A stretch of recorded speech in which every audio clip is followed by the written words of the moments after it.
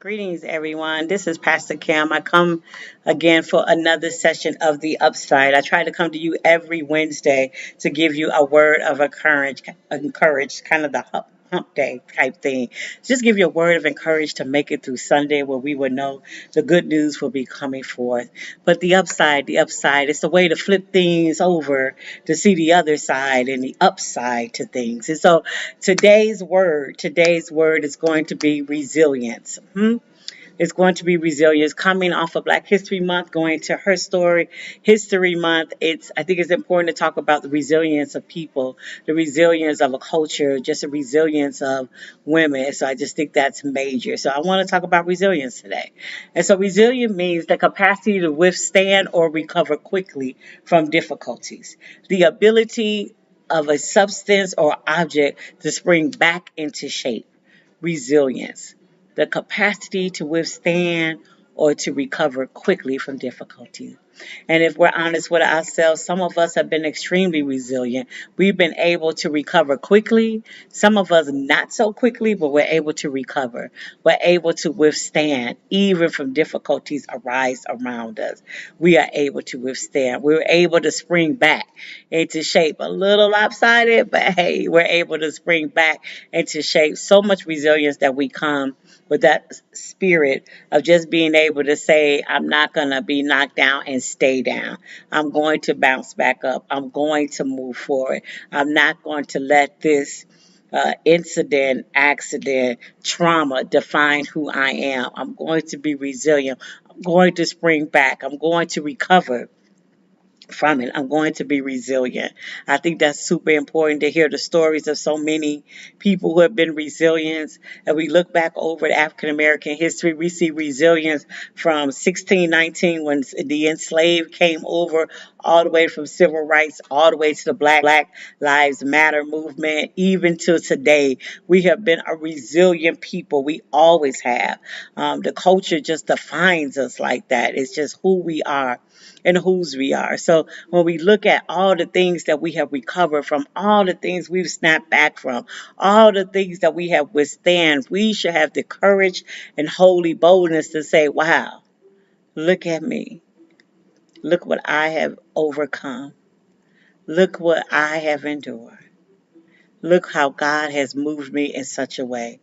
That should just be the good news right there, where you're able to see the resilience that you've done in your life.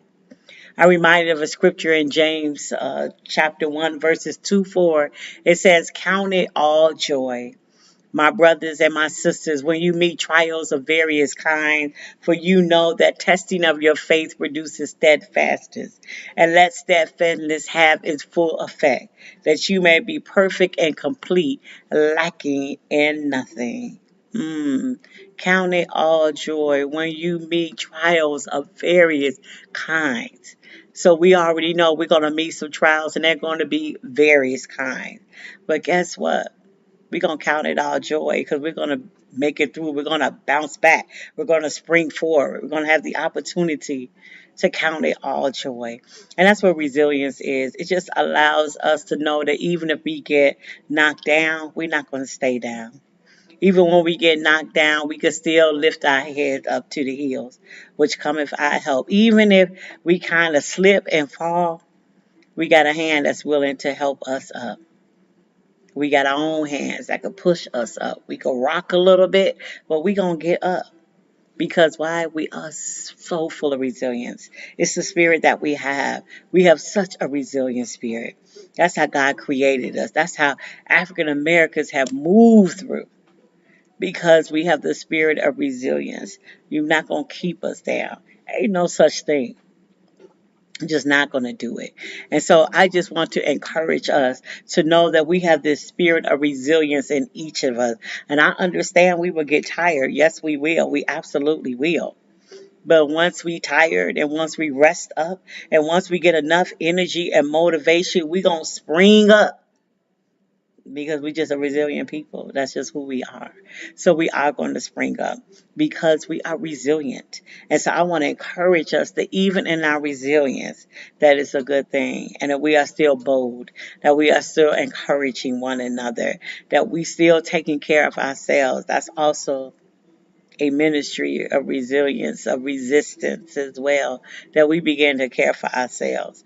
That no matter what's going on, we got to take care of our bodies, our mind, and our spirit. It's utterly important. So, in this season of resilience that some of us may be in, just know that we are holding you strong. We're holding space for you because it will come a time where we too have to be resilient. There's always a time for that. So I'm just hoping and praying for each of you that when you spring forward, when you recover quickly, when you bounce back, that there's a community that would care for you, that would nurture you, to help remind you we're counting this all joy because look what you come through. Look how God has delivered and moved you. That's important. So stay encouraged that your resilience is what's holding you, what's keeping you, and what's ordering your steps. I'm Pastor Kim. Be blessed, be encouraged, and stay strong and count it all joy. Blessings.